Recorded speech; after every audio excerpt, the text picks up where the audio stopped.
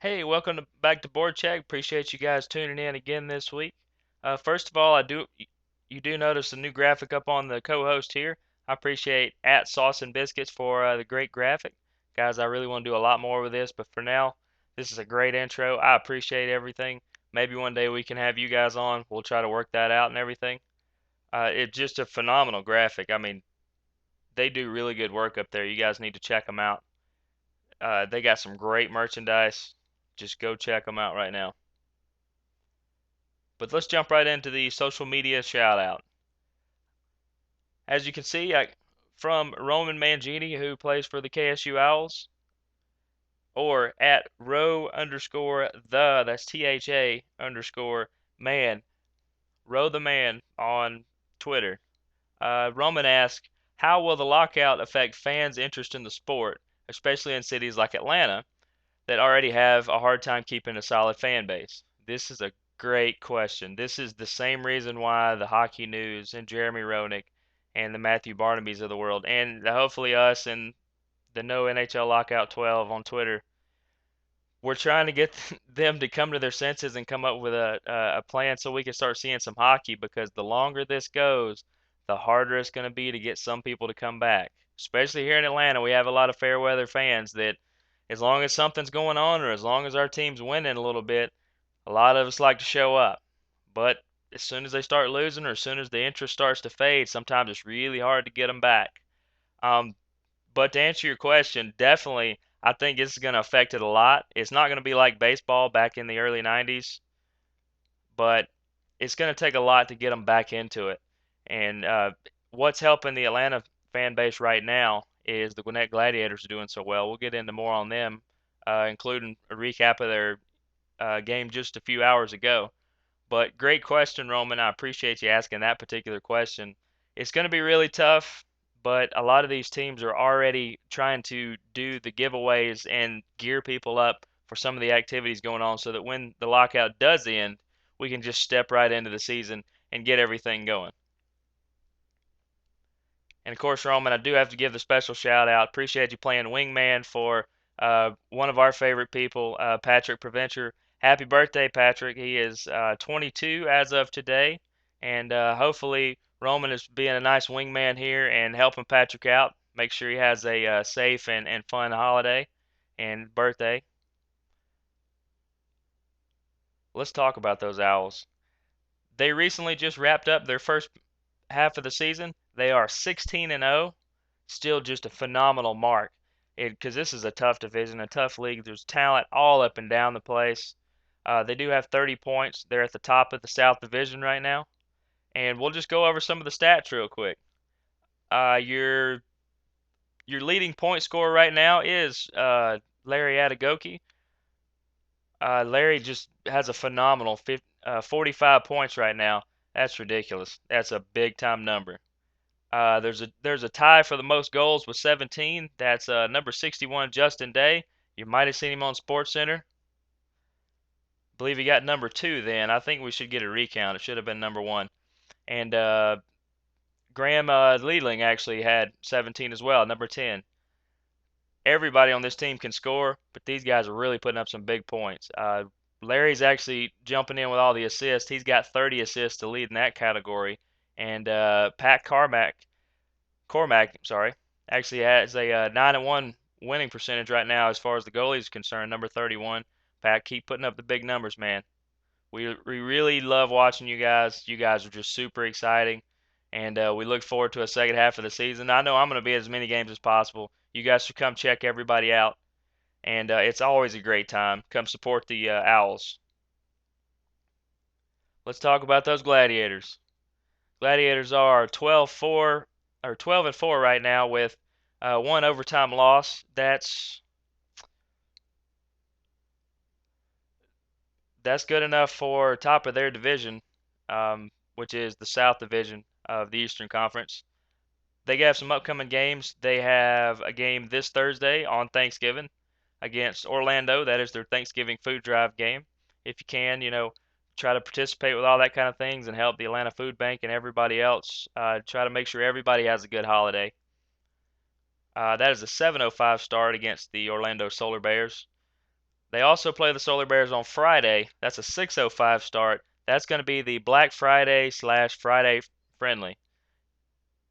Get all your shopping in, or let your favorite person go shopping, and then when you tag out, make sure you go check out the Gladiators because they are the Double A affiliate of the Buffalo Sabres and the Phoenix Coyotes. So once the lockout ends, we're going to see some of these guys get called up because they're putting up some good numbers. They're just some really good grinders out there. A lot of just snipers, everybody.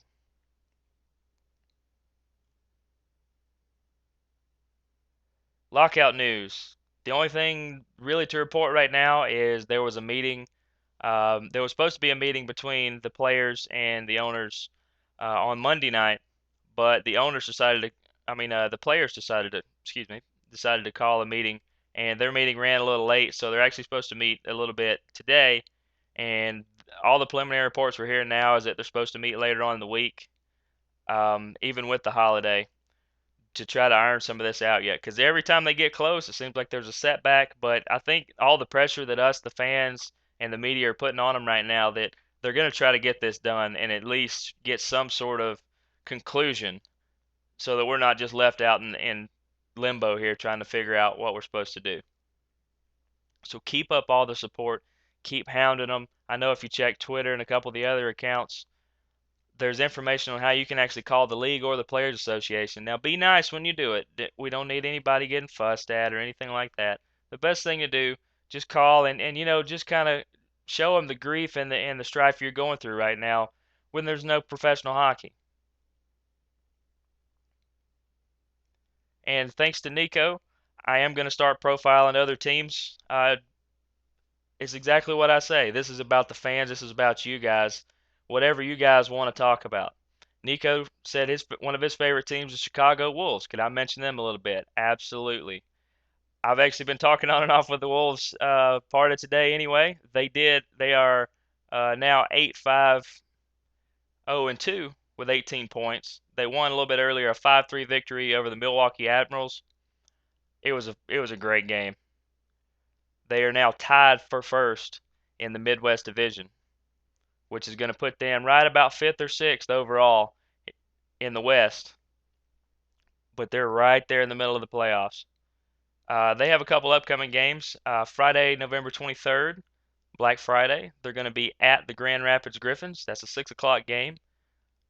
That's going to be a heavyweight fight right there. Those two always go back and forth. Uh, a lot of you guys might actually remember that the Wolves used to be an affiliate of the Atlanta Thrashers.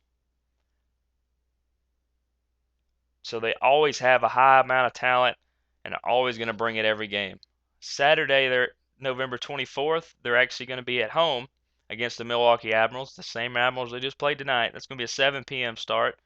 Um, if you're in the Chicago area, drop by and see them. I know I have some relatives up there. I'm hoping they're going to drop by and see the Wolves since the Blackhawks aren't playing right now. And right now, as of tonight, they have 43 goals on the season because of their 5 tonight. They have 50 plus assists, so they're putting up the numbers. They're really offensive this year. They have one shutout, which is not bad for just a handful of games that they played. They have their two goalies are averaging a 3.00 goal against average. That's actually pretty good too. As of tonight, you gave up the 3 goals. That's exactly right on par with the average. As long as you're scoring more than you're giving up, you're usually going to win. That's how that works. It's not rocket science. And the Chicago Wolves are actually the AAA affiliate of the Vancouver Canucks. So, maybe the Sedin twins are going to need a little bit of help when the season starts. They might call one of these guys up. Who knows? That's how it seems to work. But I appreciate Nico letting me know that he wanted to hear about the Wolves. If you want to hear about any other team, all you got to do is contact us on here. Either me personally at the Impact 99 or at BoardCheck on Twitter and Facebook. On YouTube, we're at BoardCheck99. You need to come check us out. Tell me what you want to hear. I'll try to get it on here. Or if you want to feature your shirt or merchandise, or maybe you want a guest spot and be on the show, contact us. We'll get all the specifics nailed down, and we'll try to get you guys on the show more to hear more of a fan's take about what's going on with everything. And I did notice previous show I used to be on, Sports Club. You guys can go check those out. I'll put the information up. I did notice that the two co-hosts today decided that they would match.